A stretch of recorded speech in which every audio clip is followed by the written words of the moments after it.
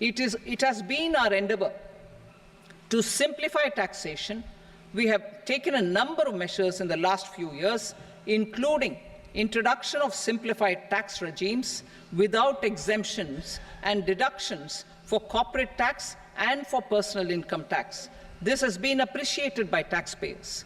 58% of corporate tax came from the simplified tax regime in the financial year 22-23. Similarly, as per data available till now, for the last fiscal, more than 2/3 have availed the new personal income tax regime. Comprehensive review of the Income Tax Act. I am now announcing a comprehensive review of the Income Tax Act 1961. The purpose is to make the Act concise, lucid, easy to read and understand.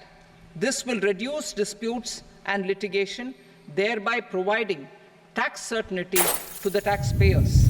I will also bring down the demand embroiled in litigation. It is proposed to be completed in 6 months. A beginning is being made in the Finance Bill by simplifying the tax regime for charities, tedious rate structures, provisions of reassessment and such provisions, and capital gains taxation. Simplification for charities and tedious. Two tax exemption regimes. The two tax exemption regimes for charities are proposed to be merged into one. The 5% tedious rate on many payments is being merged into the 2% tedious rate, and the 20% tedious rate on repurchase of units by mutual funds or UTI is being withdrawn.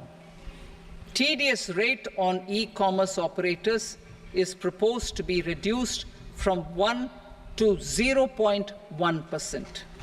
Moreover, credit of TCS is proposed to be given in the TDS to be deducted on salary. Further, I propose to decriminalize delay for payment of TDS up to the due date of filing statement for the same.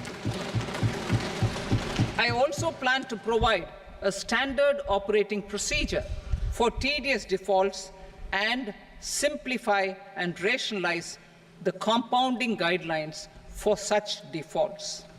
Simplification of reassessment. I propose to thoroughly simplify the provisions for reopening and reassessment.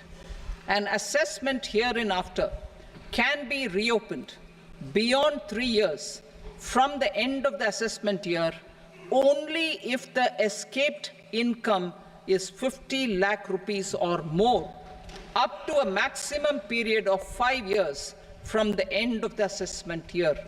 Even in such cases, a time limit of 6 years before the year of the search, as against the existing time limit of 10 years, is being